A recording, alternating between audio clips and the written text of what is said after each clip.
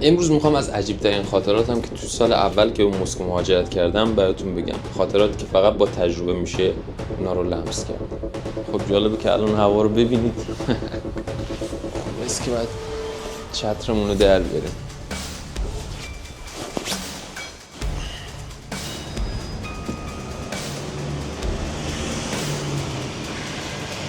چترمون باز نمیاد.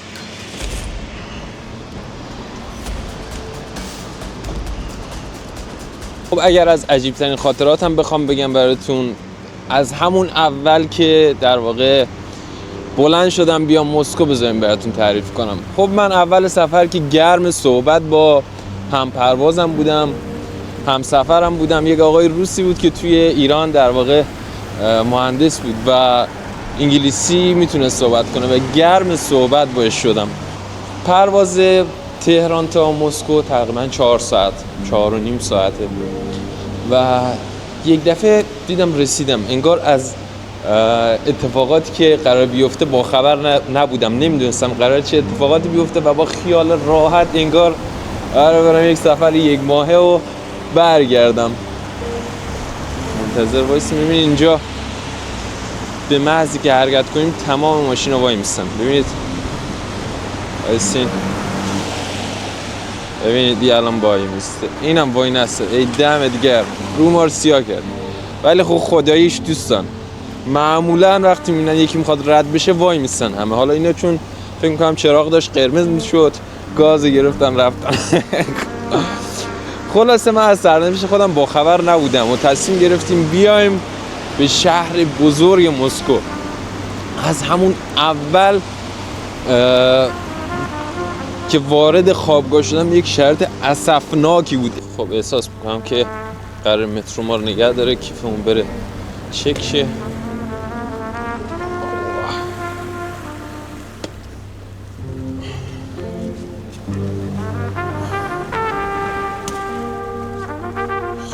خب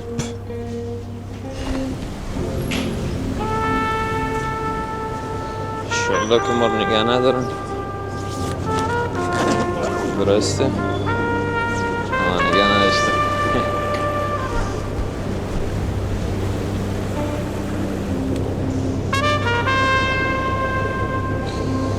خلاصه رفقا داشتم میگفتم براتون این نکته اول وارد خوابگاه شدم. یک اتاق واقعا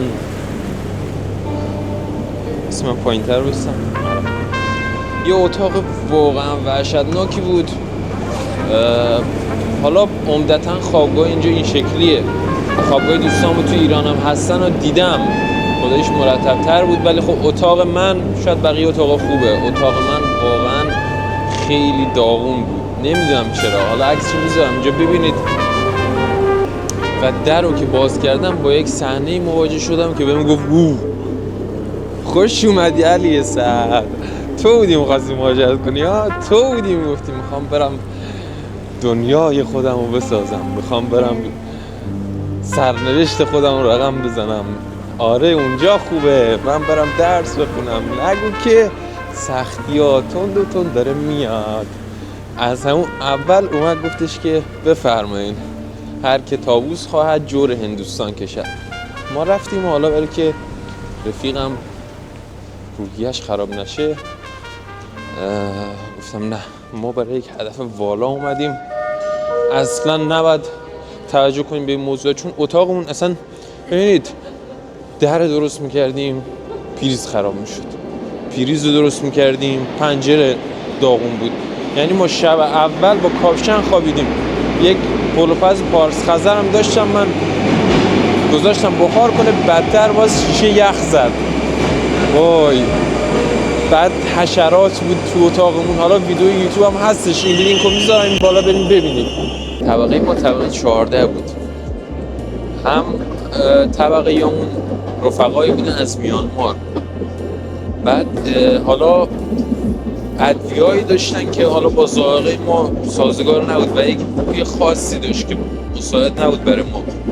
این طبقه 14 که باز میشد گفت وای طبقه 14 همه میدونستن که طبقه 14 چه بوی میده. اصلا تو ذوقم خورد. خدا گفت دیدی تو که میگفتی اونجا خوبه فلانه، فکر می‌کنی فرش قرمز برات پهن میکنن. که تو اونجا بودم دیدم که واقعا این اتاق جالبی نیست و خلاص عوض کردم و رفتم با میشا و وانیا اونجا اتاقشون خوب بود. بلاگم گذاشتم، اونا برام جشن تولدم گرفتن، لینکش کارتشو میذارم بالا بریم ببینید. از هواپیما که اومدم پایین یه بادی از سمت سیبری اومد مسکو زد پس گلم گفت وو. یعنی اون موقع فهمیدم که کجا مهاجرت کردم. میگفتن مسکو سرده، گفتم نه اوکی کاپشن پوشی ما اصلا مشکلی نیستش. آره من آدمیم که سرما بیشتر دوست دارم، ولی موقعی که اومدم فهمیدم حتی کاپشن و چکمیم که از ایران آوردم جوابگو نبود. اینجا بیاین اگه خواستین بیاین کاپشن از همینجا بخرین، کفش از اینجا بخرین، چون جوابگو نیستش، خیلی سرده اینجا. یعنی اون نزدیکای کریسمس که ما اومده بودیم اوایل اینقدر هوا سرد بود، منفی 30 درجه بود، گوشیم کار نمیکرد.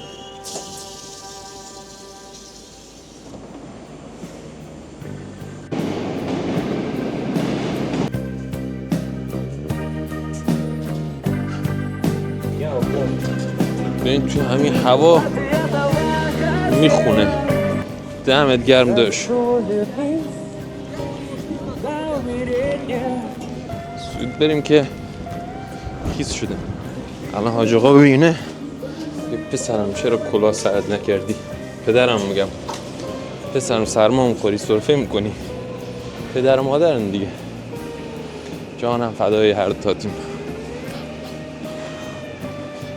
خب بریم قهوه هم بگیریم بزنیم. الان وقت قهوه خوردن نیست، ولی خب اگر قهوه نخورم اصلا نمیتونم تمرین کنم.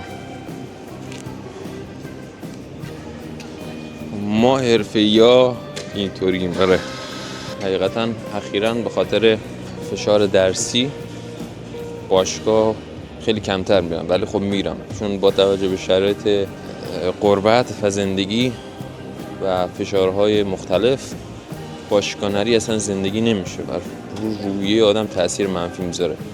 مردی اینجا به من میگه از من فیلم نگیر. میگم دوست عزیز شما چی داری که شما فیلم میگیرم؟ من دارم برای مخاطبین عزیزمون فیلم میگیرم تا تجربه‌ای بشه براشون که اومدن اینجا با باری از تجربه بیان. خداییش خیلی تلخه نک نخورده باشم ولی خب الان خیلی احساسش بیشتر به من منتقل شد، مثل که اشتراکم تموم شده، دوباره باید پرداخت کنم.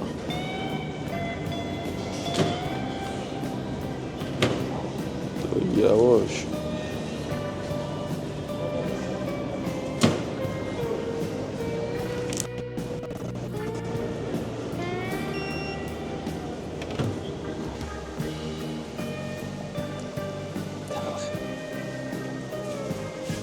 نکته بعدی که مد نظرمه، یا آقا به هیچ کس تکیه نکن موقع مهاجرت کنی. هیچ کس دلسوز تو نیست. شاید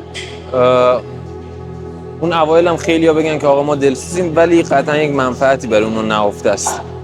پس روی هیچ کس حساب باز نکن، قشنگ کاراتو شسته رفته کن، چه از لحاظ مالی بدون آقا دقیقاً چه خرجایی داری، آقا بدون که خورد و خوراک چقدر میشه، هزینه زندگی چقدر میشه و اطلاعات غلط به شما ندن که آقا خب دیگه هزینه‌ت اینقدر میشه، هزینه زندگیت اینقدر میشه، متروت اینقدر میشه، چاپ جزواتت اینقدر میشه. ریز بریز از چند تا منبع بپرس چاپ به هیچ مشکل بر نخوری. نه تنها اینجا بلکه هر نقطه از این کره خاکی که خواستی بری، چون مهاجرت شوخی نداره با شما، زندگی شوخی نداره. یک دفعه می‌بینی موندی وسط خیابون با یک چمدون.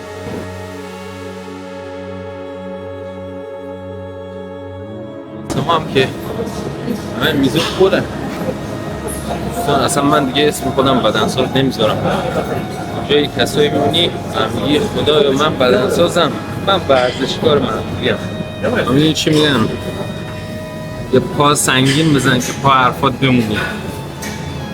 بریم بسم الله.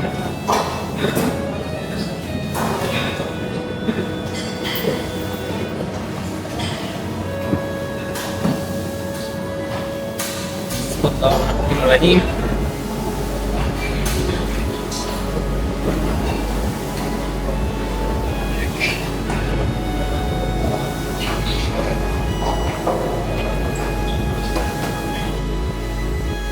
روز پا واقعا روز آدم بشه. از زبان اون روزای اول که اومدم واقعا زبانم در حد صفر بود، یعنی فقط می‌دونستم بگم که آقا یه مترو کجاست، در حد همین 2 کلمه میدونستم. بعد روز اول که ما اومدیم کمتر از 24 ساعت دوستم که همراهم بود چمدونش رو فرودگاه جا گذاشته بود. خلاصه ما صبح بیدار شدیم، حالا کسی رو هم نداشتیم که ما کمک کنه و 2 تا کارت مترو از همسایه‌مون گرفتیم که از آمریکای جنوبی بودن اونا. ما 2 تا کارت مترو به ما بده، نه حساب بانکی نه سیم کارت، هیچی نداشتیم. یعنی زدم بیرون، من در تعجبم که چطور جرأت کردم برم. بعد خلاصه ما رفتیم و با پرسش و پاسخ توی روسیه هم، حالا چون زبان انگلیسی به کارشون نمیاد، حتی یک وبی دارن به اسم یاندکس، کار گوگل رو میکنه، همش روسیه، اصلا نیازی ندارن و استفاده نمیکنن. حالا نه که نیاز نباشه، ولی خب اکثرا بلد نیستن به غیر از قشر جوون، اونم محدود. خلاصه ما خودمون رو به هر طریقی بود رسوندیم مترو، رفتیم این ایستگاهی که میرفت به فرودگاه. ایستگاهی که در واقع میرفت فرودگاه تا خود فرودگاه 40 دقیقه با اتوبوس بود و ما نه کارت بانکی داشتیم، یک روزم نشده بود که اومده بودیم، یعنی کمتر از 24 ساعت هیچی نداشتیم. باز همون مسیر رو برگشتیم، تنها من میدونستم آدرس اون کوچه‌مون چیه، عکس گرفته بودم و برگشتیم. و یک خاطره تلخی هم که بخوام براتون تعریف کنم از اینکه زبان بلد نبودم، یه روز رفتم فروشگاه آشان، یکی از فروشگاه زنجیره‌ای مسکو، حالا پیتیو روچکا پریکریوستوک، خیلی فروشگاه زنجیره‌ای که توی کل مسکو هستش، مثل افق کوروش خودمون توی ایران. بعد اون خانم گفتش که پاکت نوژنا، یعنی پلاستیک میخوای؟ خیلی ساده ای. من نمیدونستم، یعنی حالا یکم شاید از نظر من تون صحبت کرد، اون موقع زبون نمیدونستم، بغضم گرفت. رفتم نشستم یک گوشه خیابون رو جدول نشستم، گفتم ای خدایا تو که تا اینجای مسیر کمکم کردی، خودت درست که الان من چیکار کنم اینجا تو کشور غریب، هیچ کسم ندارم، خودت کمکم کن. یکی از خاطرات زبانم این بود. اون اوایل یکی از خاطرات عجیبی بود که داشتم و توصیه میکنم بهتون دوستان. حالا توی بستر یوتیوب خیلی راجع به این موضوع کم صحبت شده و نیست، بعضن تاکید میکنم زبان روسی خیلی مهمه،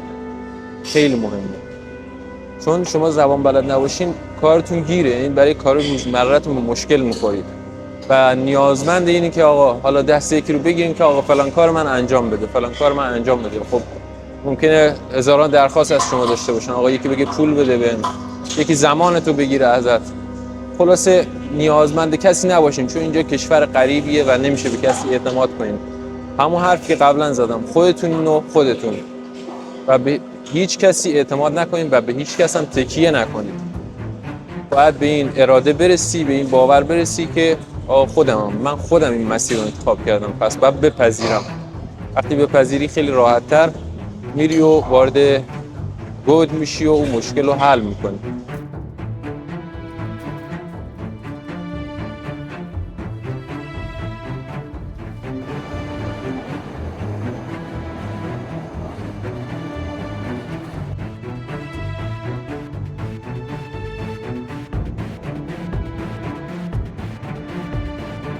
خب ما رفتیم باشگاه، تمرین کردیم، برگشتیم، ولی میبینید که هنوز باران برقراره.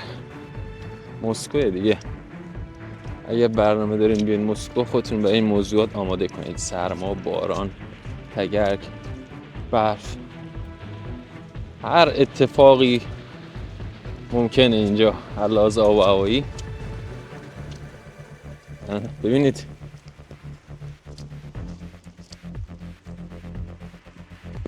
خلاصه خیلی ممنونم دوستان که تا انتهای ویدیو ما رو همراهی کردید. از این بعد این سبک ویدیوها رو زیاد خواهیم داشت. حالا ما یک بخش کوچیکی از روزهای اول گفتیم و نمیشه گفت سال اول، چون مهاجرت مملو از تجربه است. در نتیجه امیدوارم همیشه تندرست باشید و پیروز. کانال ما رو دنبال کنید، سابسکرایب کنید، لایک کنید و نظرتون رو کامنت کنید. آرزوی موفقیت دارم. امیدوارم که هیچ وقت به هیچ مشکلی بر نخورید. فعلا